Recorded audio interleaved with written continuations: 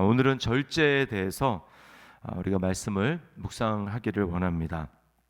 28절 말씀에 보면 자기의 마음을 제어하지 아니하는 자는 성읍이 무너지고 성벽이 없는 것과 같으니라. 여기 마음을 제어한다. 이 제어한다는 말은 절제한다라는 뜻입니다. 마음을 절제하는 것에 대해서 이야기를 합니다. 만약에 마음을 절제하지 못하면 어떻습니까? 성읍이 무너지고 성벽이 없는 것과 같다, 이렇게 이야기를 합니다. 그러니까 망한다라는 것입니다. 침략을 받게 되는 것이고 인생이 무너지는 것과 같다라고 이야기를 하고 있습니다. 성경에서는 말세의 특징 중에 하나가 바로 이렇게 절제하지 못하는 것이라고 이야기를 했습니다.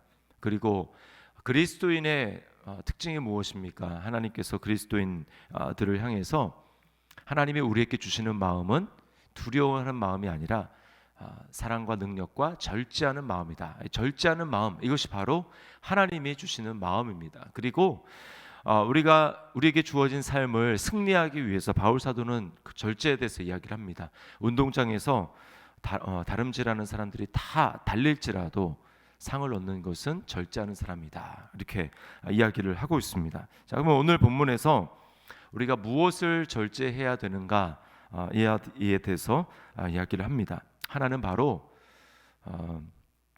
욕심, 우리가 하고 싶은 것, 그것을 절제할 필요가 있다라고 이야기를 합니다. 16절과 27절 말씀에 꿀에 대해서 이렇게 이야기를 하죠. 너는 꿀을 보거든 조카리만큼 먹으라. 과식함으로 토할까 두려우니라. 꿀은 참 좋은 것이죠, 건강에. 그러나 너무 많이 먹고 과식하게 되면 어떻게 됩니까? 토한다. 또 27절 말씀에 꿀을 많이 먹는 것이 좋지 못하고 자기의 영예를 구하는 것이 헛되니라. 이 영예를 구하는 것, 이것은 좋은 것이죠. 그러나 그것이 과하게 되면 어떻게 됩니까? 좋지 못하다, 이렇게 이야기를 하고 있습니다. 성경에서 이 꿀이라고 지금 이야기를 하는 것, 이것은 우리가 살면서 필요한 것이고 좋은 것의 대명사라고 이야기를 할 수 있습니다. 그러나 그것이 지나치게 될 경우에 그것은 바로 죄로 나가는 것입니다. 성경에서 정욕이라고 말하는 것은 바로 우리의 어떤 원함, 그리고 우리의 갈망이 정도를 지나치는 것을 말하는 것입니다. 정도를 지나치게 되면 어떻게 됩니까? 그것은 바로 우상 숭배로 나아가는 것입니다. 자신은 아무런 상관이 없다고 하는데 그것 때문에 하나님으로부터 멀어지게 되는 것이죠. 하나님보다 그것을 더 사랑하게 되는 것입니다. 성경에서는 이처럼 이 정욕을 제어할 것에 대해서 이야기를 합니다. 욕심을 절제할 것에 대해서 이야기를 하는 것입니다. 과도하게 열망하고 과도하게 갈망하게 되면 그것은 바로 죄로 나아가기 때문에 그렇습니다. 그것이 자체로는 죄가 아니지만 그것을 너무나 정도를 지나쳐서 갈망하게 될 때 우리는 그것이 하나님과 경쟁하게 되고 하나님으로부터 멀어진다는 사실을 알 필요가 있습니다. 무엇이 여러분으로 하여금 하나님으로부터 멀어지게 하고 있습니까? 돈을 추구하되 과도하게 추구하고 있습니까? 자녀를 과도하게 사랑하고 있습니까? 어떠한 것보다도 하나님보다도 어떠한 것을 더 갈망하고 있다면 오늘 우리가 이 말씀을 기억하면서 절제할 필요가 있습니다. 자, 또 무엇을 절제해야 됩니까? 말입니다. 말. 오늘 말에 대해서 여러 가지로 이야기하는데 15절 말씀에 보면 오래 참으면 관원도 설득할 수 있나니 부드러운 혀는 뼈를 꺾느니라, 이렇게 이야기를 합니다. 즉 성급하게 내뱉는 말, 부드러운 말이 아니라 거친 말, 이것을 쏟아내는 것, 이것은 어떻게 됩니까?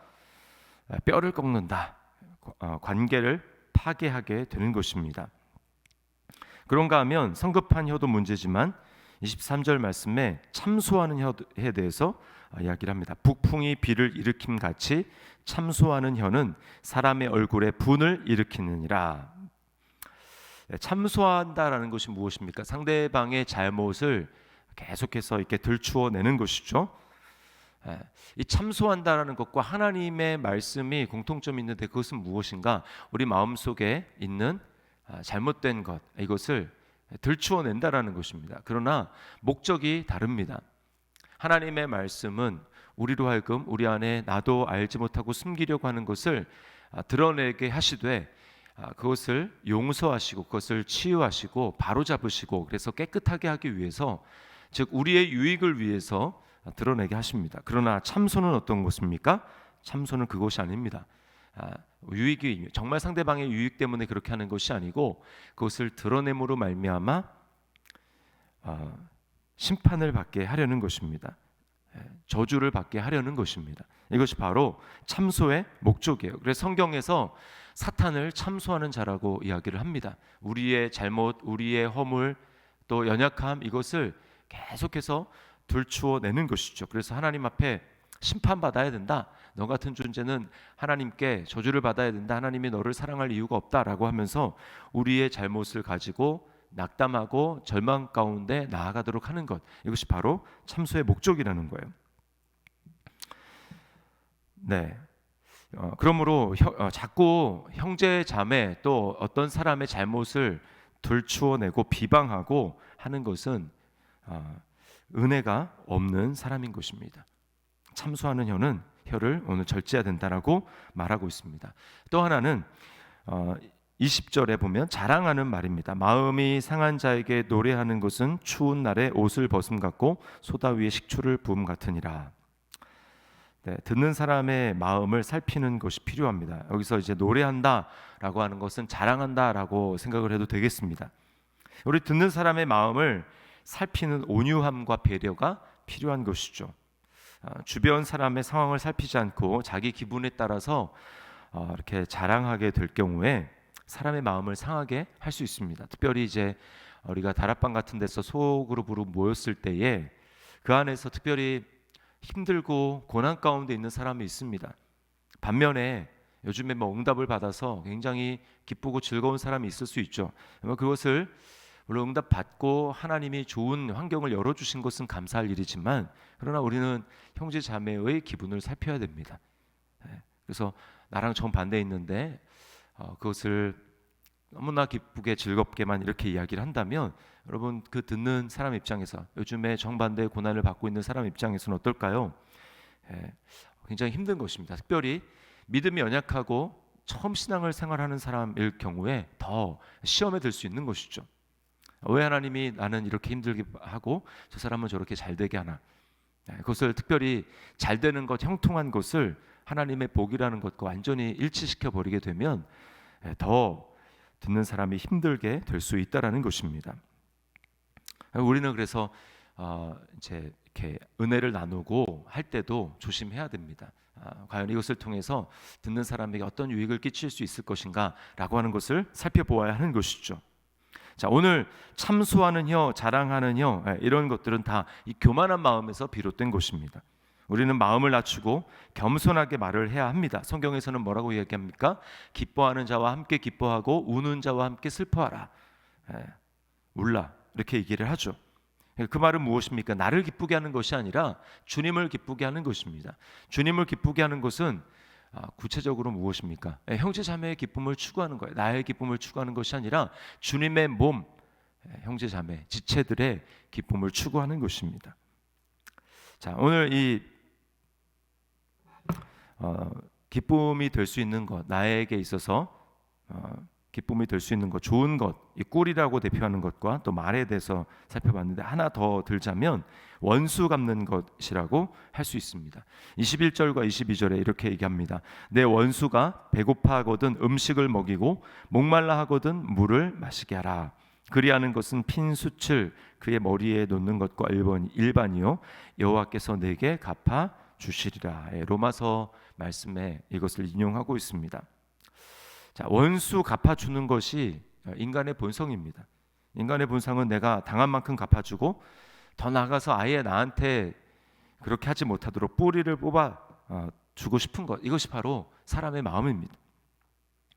구약에서 정의는 무엇입니까? 이에는 이고 눈에는 눈입니다. 그러나 그리스도를 통해 하나님이 우리에게 보여주시는 방법은 무엇입니까? 원수를 사랑하라는 거예요. 한쪽 뺨을 치면 다른 쪽 뺨을 대라. 그리고 원수를 위해서 축복하고 기도하라는 것입니다. 이것은 거의 불가능한 것이죠. 우리 힘으로는 절대로 할 수가 없습니다. 우리는 그리스도 안에서만 하나님의 완전한 공의가 실현될 수 있다는 사실을 기억할 필요가 있습니다. 하나님의 공의를 제대로 실현하려면 우리 가운데 살아남을 사람이 아무도 없습니다. 하나님 앞에 우리의 심장과 폐부를 감찰하시는 하나님 앞에 서서 정직한 입술로 나는 깨끗합니다 라고 이야기할 수 있는 사람 있습니까? 아무도 없습니다.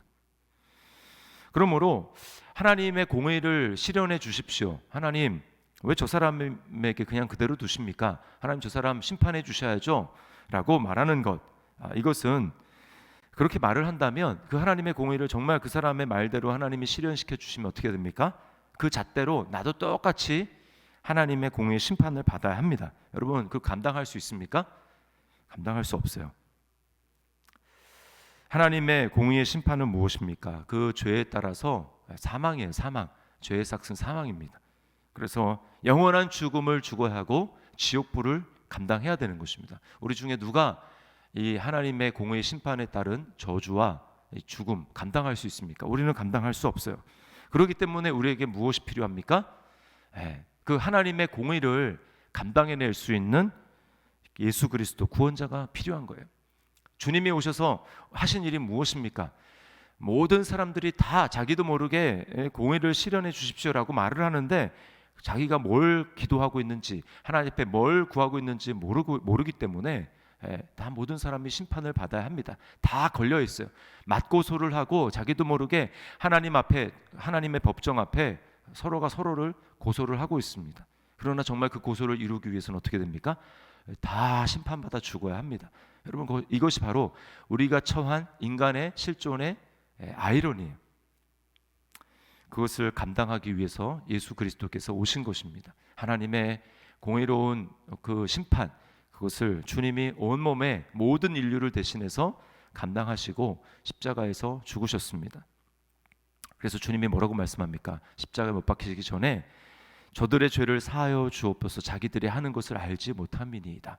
우리는 내가 무슨 일을 하는지도 모르면서 이웃을 미워하고 형제 자매를 미워하고 용서할 수 없다고 말하고, 그러면서 하나님 앞에 왜 저 사람에게 나의 억울함 당한 것을 하나님 공의를 실현해 주지 않습니까?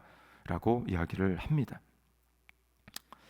여러분, 우리가 정말 하나님 앞에서 내가 공의를 심판을 해달라고 하는 것이 어떤 의미인지를 안다면 우리는 어떻게 해야 될까요? 우리는 거기에 대해서 용서밖에는 할 것이 없습니다. 내가 정말 너무나 나의 심한 잘못을, 죄를 하나님이 나에게 용서해 주셨구나. 내가 이런 놀라운 은혜를 받았구나. 나의 하나님 앞에 갚을 수 없는 그런 빚을 탕감받은 사람이구나 라고 하는 것을 정말 깨닫는다면 어떨까요? 그러면 나에게 잘못한 것, 그것은 내가 하나님 앞에 한 것에 비하면 아무것도 아니구나. 또 내가 누군가에게 한 것 잘못에 비하면 용서할 만한 것이겠구나 라고 하는 것을 깨닫고 용서해 주는 것입니다. 그러므로 여러분, 탕감받을 수 없다. 나는 절대로 저 사람이 나에게 해주신 것을 한 것을 잊을 수 없고 탕감할 수 없다라고 말한다면 무엇일까요? 그 사람은 내가 하나님 앞에 얼마나 죄인인지를 지금 깨닫지 못하고 있다라는 것이고, 그리고 그런 죄를 하나님이 나에게 탕감해 주시고 용서해 주셨다라고 하는 것을 지금 인정하지 않고 있는 것입니다. 그러므로 여러분, 우리가 내가 구원받은 사람이라는 것을 가장 확실하게 알 수 있는 방법은 무엇일까요? 그것은 정말 용서를 실천할 수 있는가라고 하는 것입니다. 그렇지 않다면 우리는 다시 한번 생각해 봐야 됩니다. 나는 하나님 앞에 내가 용서받은 그 용서는 어떤 것인가라는 것을 우리가 한번 기억해 볼 필요가 있습니다. 그래서 오늘 절제라고 말씀하는 거예요. 성경에서 말합니다. 너희가 중심으로 형제를 용서하지 아니하면 하늘에 계신 너희 아버지 천부께서도 너희 죄를 용서하지 않으시리라. 이것이 하나님의 정의입니다. 그리스도 안에서만 우리는 이것을 해결할 수 있어요. 제가 3가지 말씀을 드렸습니다. 여러분, 오늘 무엇을 바라고 무엇을 열망하고 있습니까? 그것이 너무나 지나쳐서 우상 숭배로 가고 있지 않습니까? 성경에서 정욕이라고 이야기하는 곳으로 가고 있지 않습니까? 또 어떤 말을 시원하게 내뱉고 싶습니까? 그 말이 혹시 참소하는 혀는 아닙니까? 자랑하는 말은 아닙니까? 또 나에게 대해서 잘못한 내가 원수라고 여기는 그 사람에 대해서 내가 이 원수를 다 시원하게 갚아야 되겠다라고 생각하고 있지 않습니까? 오늘 주님께서는 말씀합니다. 그리스도 안에서 우리는 악을 악으로 갚지 말고 선으로 갚으라라고 말씀합니다. 이것이 바로 하나님이 우리에게 그리스도 안에서 행하신 일이기 때문에 그렇습니다. 오늘 말씀을 기억하면서 하나님의 은혜로 성령의 능력으로 절제하며 나아가는 우리의 삶이 될 수 있기를 주님의 이름으로 축원합니다. 기도하겠습니다. 하나님 아버지 감사합니다.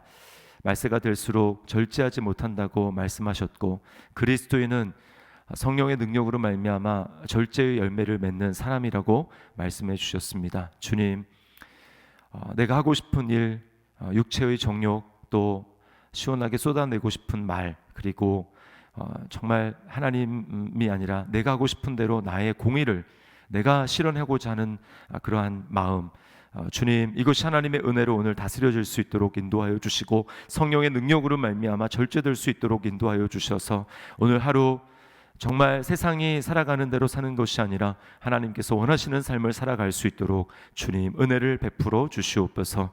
주님, 오늘 하루도 주님과 동행할 수 있도록 인도하여 주실 줄 믿고 감사드리며 예수님의 이름으로 기도드리옵나이다. 아멘.